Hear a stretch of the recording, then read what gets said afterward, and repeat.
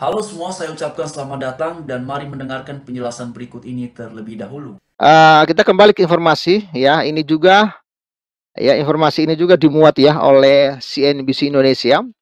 Ini katanya Israel menggila. Ini ratakan Gaza, bombardir Libanon dan Suriah. Jadi bukan hanya Gaza yang diratakan oleh Israel, tapi Libanon dan Suriah karena Libanon dan Suriah ini ikut campur ya.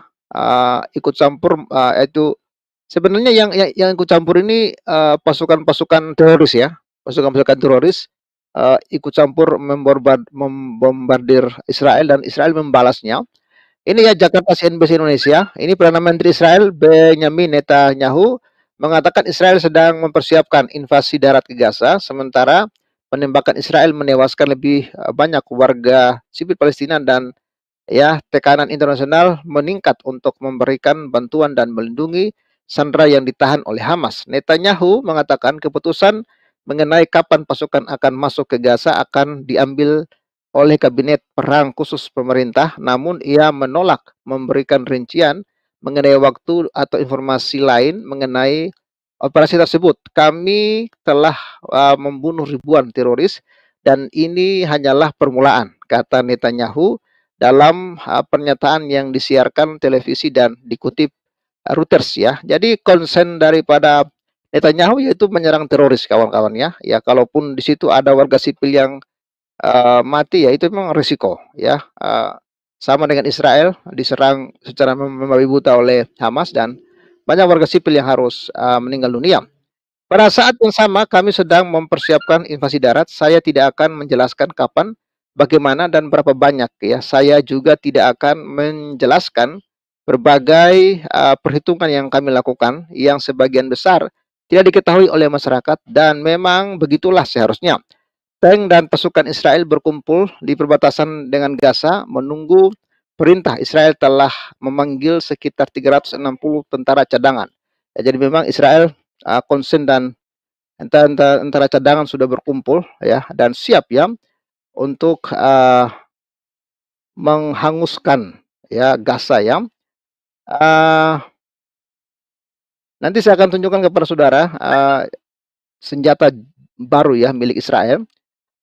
Ini ya, ini 360.000 ya tentara cadangan. Adapun tekanan internasional makin meningkat untuk menunda invasi apapun ke Gaza. Jadi sebenarnya yang membuat Israel tapi tadi malam katanya sudah mulai melakukan invasi darat ya.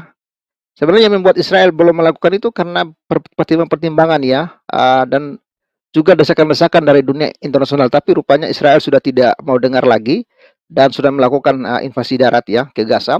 Salah satunya karena adanya sandera, lebih dari setengah dari sekitar 220 sandera yang ditahan oleh Hamas memiliki paspor asing dari 25 negara berbeda ya.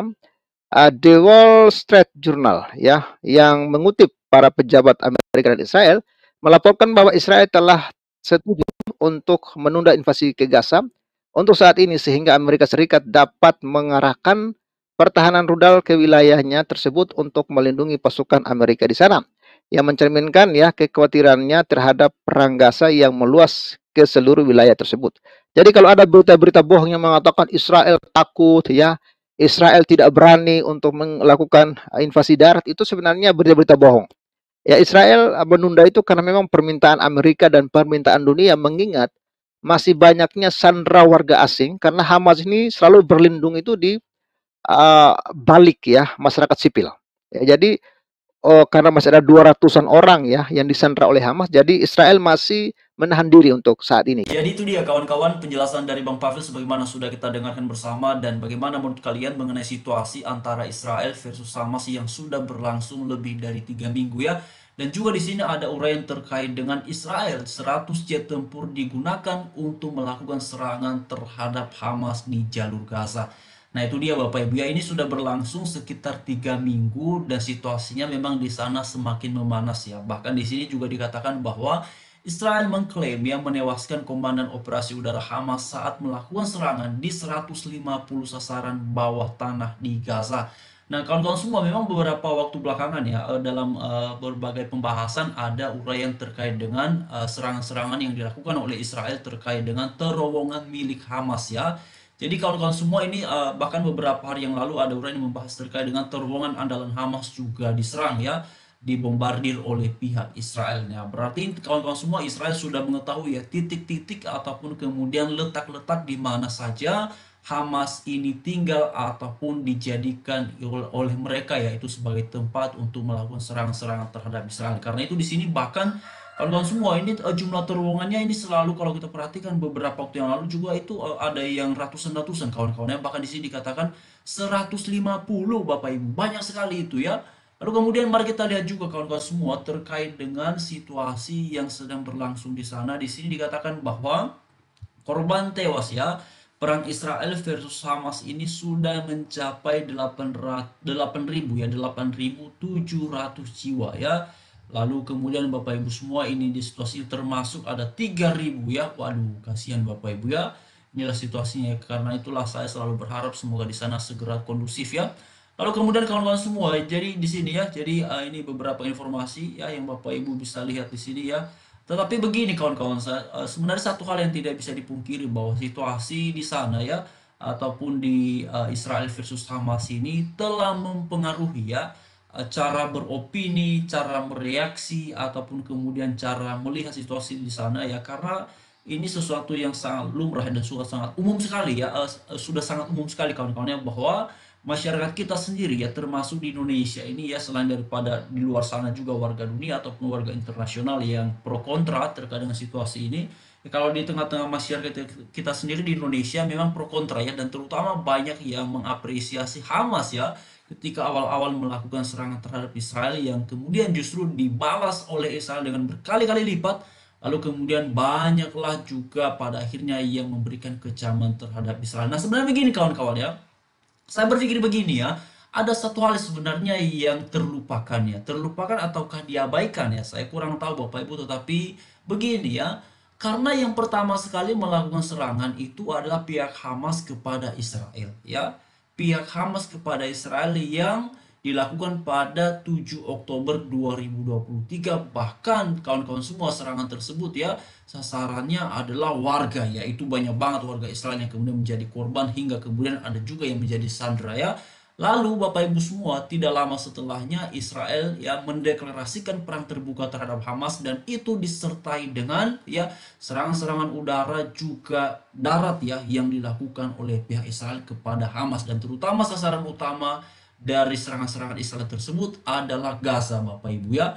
Dan juga tidak bisa dipungkiri banyak sekali milisi Hamas yang dalam beberapa pemberitaan dikabarkan juga tewas ya ataupun menjadi korban, tetapi juga ada warga ataupun masyarakat biasa. Nah itulah beberapa hari yang lalu pihak dari Israel ini sudah memberikan ultimatum ataupun himbauan kepada warga untuk bersegera meninggalkan kota karena serangan-serangan yang intensif dilakukan oleh Israel. Nah menariknya justru oleh pihak Hamas mengajak warga Gaza untuk jangan menuruti apa yang disampaikan oleh pihak militer Israel. Ya, jadi biarkan saja mereka katanya tinggal di kota Gaza. Nah ini menarik kawan-kawan ya. Karena begini, salah satu opini yang berkembang di tengah-tengah masyarakat terkait dengan Hamas ini adalah katanya mereka mau membela warga Palestina, mereka mau memperjuangkan hak-hak warga Palestina dan segala macamnya. Tetapi ketika Israel justru menghimbau warga Palestina yang tinggal di kota Gaza untuk segera keluar dari kota ya, karena akan ada serangan-serangan intensif yang dilakukan oleh Israel, justru Hamas ini meminta warga untuk tetap tinggal di kota Gaza. Nah ini kan menjadi satu tanda tanya, kalau benar ya warga Israel atau warga Palestina ini ataupun yang terutama di kota Gaza itu dilindungi ataupun diperjuangkan haknya oleh Hamas, ya tentu mereka hal pertama yang perlu dilakukan adalah melindungi warga ini ya, karena kan mereka mau melakukan serangan kepada Israel ini kan untuk melindungi, untuk memperjuangkan hak-hak dari warga Palestina yang terutama di Gaza kawan-kawannya.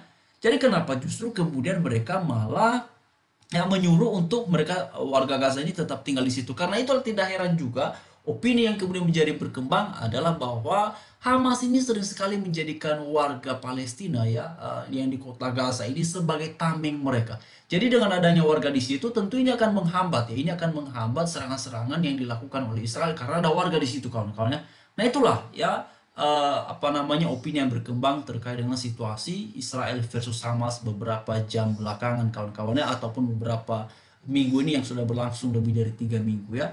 Tapi apapun itu Bapak Ibu semua ya, saya memang terus dan tetap berharap ya semoga di sana segera tercapai terwujudnya situasi yang kondusif. Karena lagi-lagi begini kawan-kawan ya, kasihan sekali masyarakat biasa terutama yang tidak mau terlibat, terutama yang sebenarnya tidak mau ambil pusing mengenai situasi ini yang mereka lebih fokus untuk mengurusi kehidupannya mereka. Nah itulah mereka-mereka ini yang kemudian menjadi kasihan Bapak Ibu ya. Jadi mari terus kita harapkan yang terbaik dan semoga di sana segera ya tercapai situasi yang baik, situasi yang memungkinkan warganya bisa kembali beraktivitas dengan lancar.